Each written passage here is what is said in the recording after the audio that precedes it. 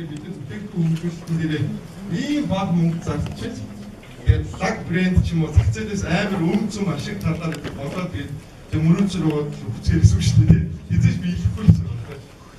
Маркетингийн үйл ажиллагаа гэхэлэр зар сурталчилгаа урамшуул гэж ойлгоод байдаг байхгүй юу?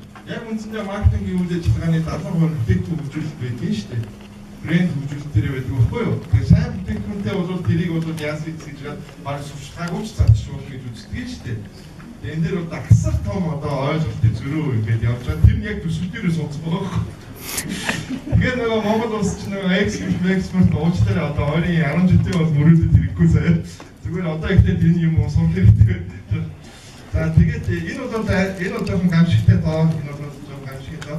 За тэгээд цаашаа нөгөө төсөө задлаад харахаар 30% дижитал дээр 70% уламжлалт дээр тавьж байгаа. Ханаа дижитал дээр засуулж байгаа зардлын 30%-ийг баг гэж бодож магадгүй. Энэ бол асар том тоо юм шүү.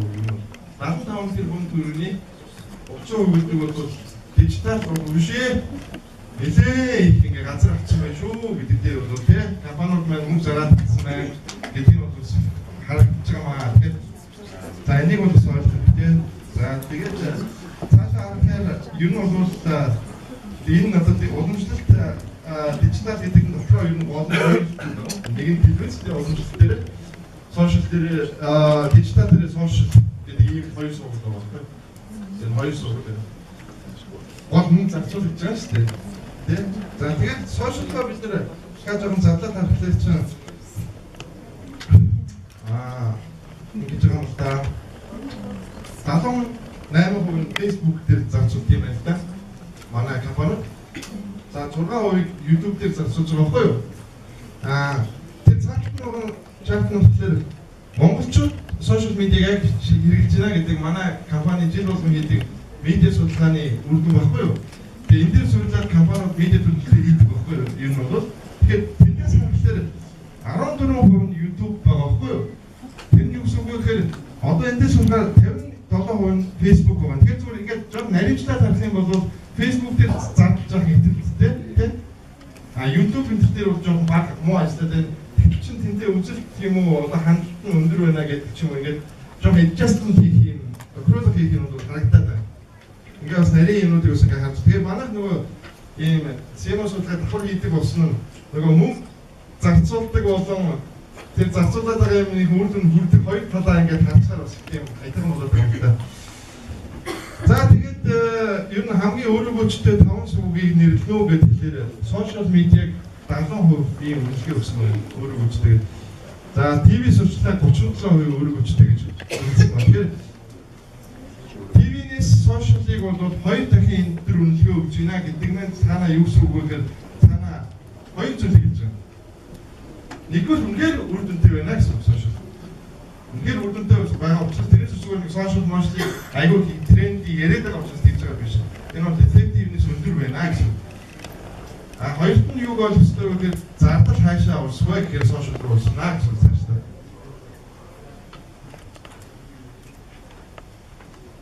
За тэгээд сошиалоо бид нар ингээд задлаад ингээд харахаар ингээд байгаа юм та. Facebook гэдэг шүү дээ. Олон Facebook гэдэг шүү.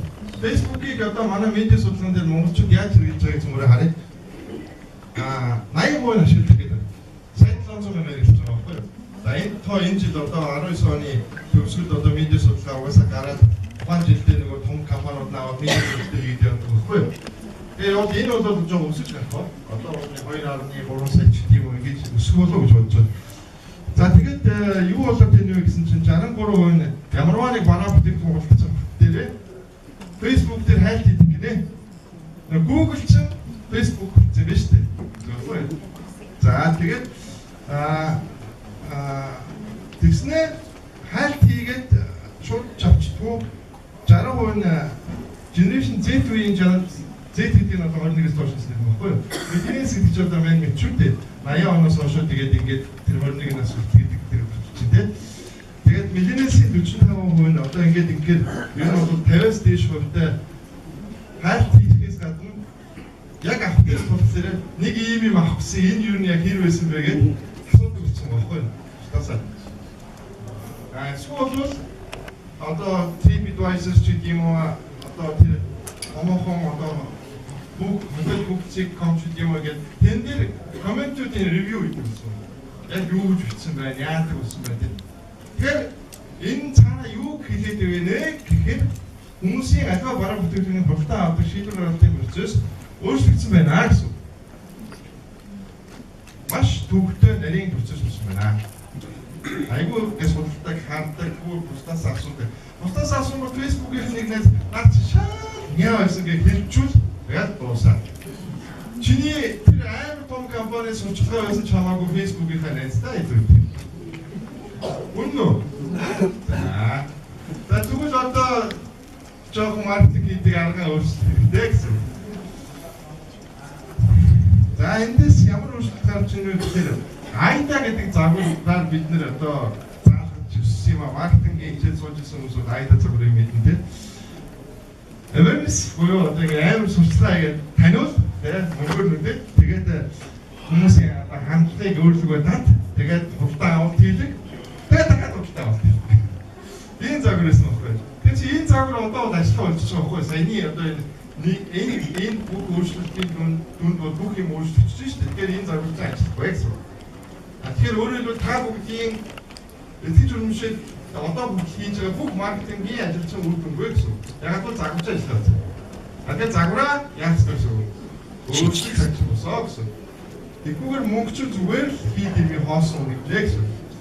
За загвар яаж өөрчлөгдсөн бэ гэхээр 5А загвар гэдэг ингээд өөрчлөгдөж байгаа юм байна. Энэ яах вэ гэхээр эхлээд мэдээж таниулна. Манай юм зарж байгаа шүү тэгээ гоё шүү гэдгийг хэлдэгс байгаа байхгүй.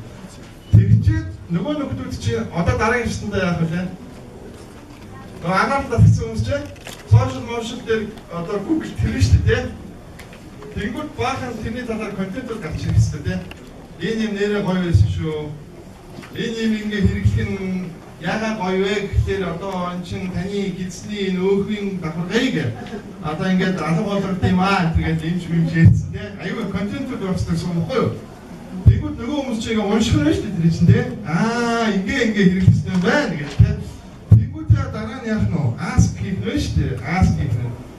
Ингээ уншсан чи ингэж хичээд байгаа энэ яг үнэн байна уу? Худлаа байна уу? Гингүүд нөгөөдгүүлээс нь эерэг комментууд унших хэрэгтэй байна шүү дээ. За одоо тэгээ худалдаа авах тийм гэсэн. Ask тэгээ act хийх гэсэн үг байхгүй юу? Тэг хүн худалдаа авах хүнд яваа зарчаад болоо. Бараг үнэндээ гэж. Тэгэхэд биш юм байна. Одоо маркетингийн хамгийн сүүлийн зорилго бол хүнд юм зарах биш. Тэр хүнээ энэ ямиг аваач. Энэс үнэхээр дасгах юм байна гэж бусд нь хэлүүлэх нь байгаа байхгүй. Тэрийг адвокат гэдэг. Зөвлүүлэх гэдэг. Тэр төвшин маркетингаа хийж чадж гэнэ үгүй гэдгээр одоо өөрсдөө тэрийг хэдэн хувьд хийж чадж байгаараа маркетингийн ажлаа хэр хийж байгааг хийж болно гэсэн юм. Одоо маш симпл шүү дээ. Тэ? Адвокат гэдэг энэ асуудлууд эцсийн зорилго болж байна. За миний цаг мөн яаж юм? Би ч одоо сайн яриад шүү дээ гэж. Энэ хэдэн минут байна даа? Айгүй. Хэлээрээ. 10 минут ууцаа зөндөө цаг. 10 минут ч та. Доктор ээжтэй чинь 7 минут хэлцээд гэсэн. Би сайраж урт ирээд байна.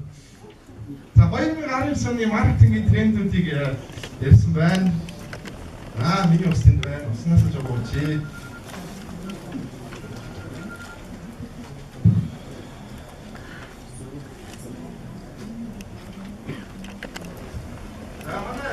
Сэмэнүүд 19 онд ямар трендүүд байна гэж хэлсэн бэ?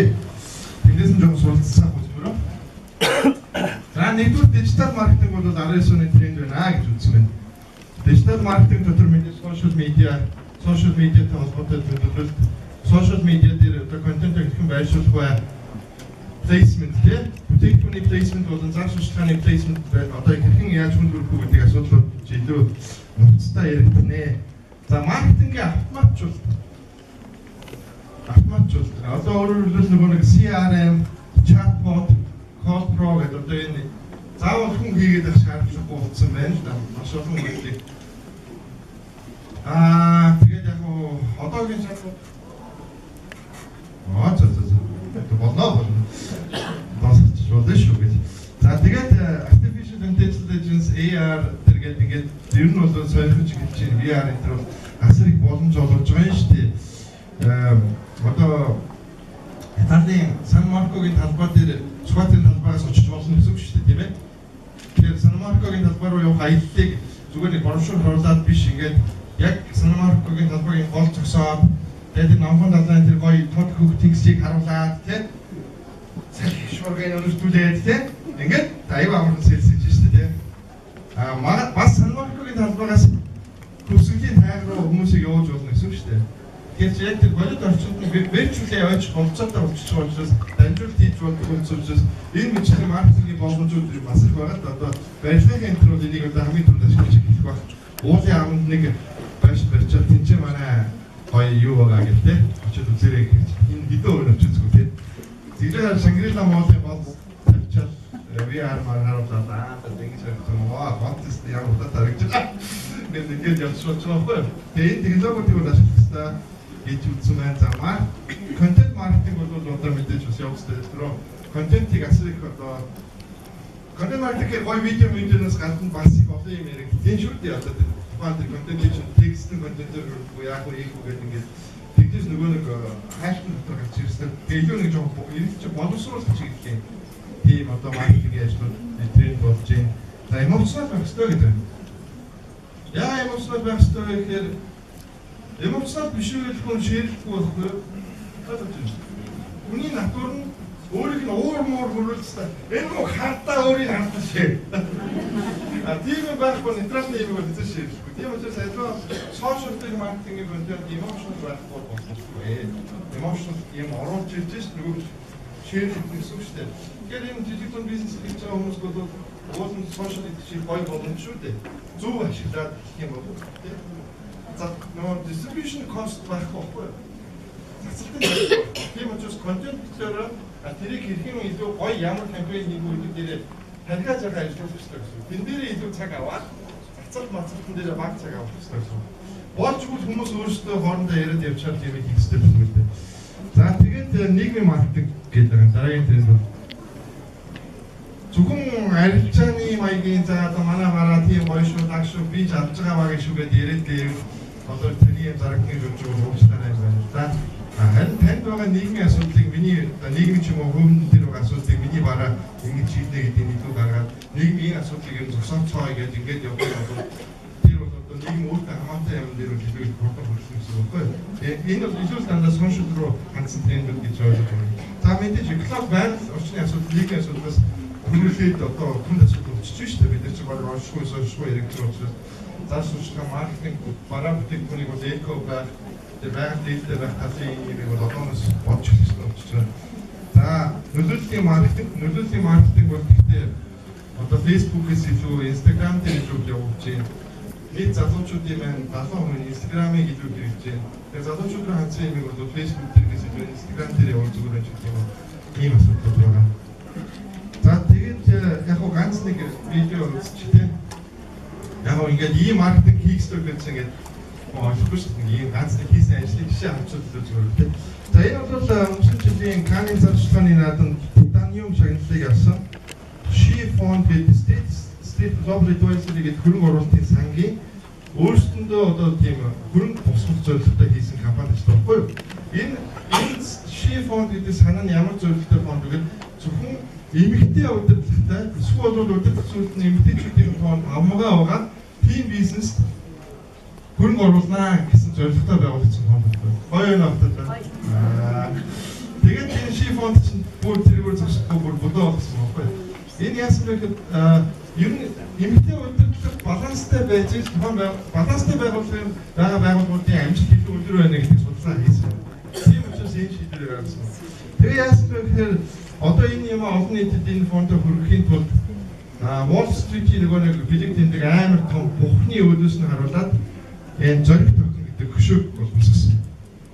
Тэгээ энэ хөшөө босоод тэгээд ингээд юу болсныг зөвөр үздэсгэрээ гэж.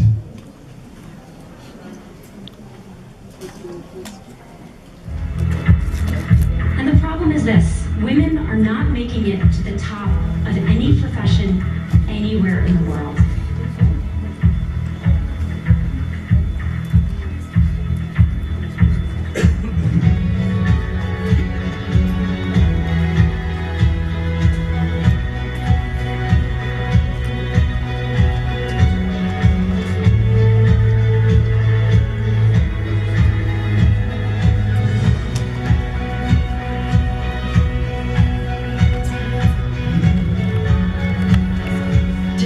International Women's Day, and one Wall Street firm is marking the occasion by placing this statue of a little girl staring down the iconic charging ball. The new image was put up by State Street Global Advisors. Powerful little girl. Representing women's daily За experience. ингээд нийтнүүд өөрсдөө яриад хэлсэн байгаа. Наарган чиглэлээр. За хүмүүс ингээд зураг авахгүйгээд тэгээд нөгөө wireless одоо энэ асуудал бол маш хурдтай төвж хэлсэн байгаа. За бүр энэ бол нийт 120 оронд бол энэ асуудал зөвхөн Америкаар дамжихгүй дэлхийд даяар энэ асуудал яригдсан байгаа.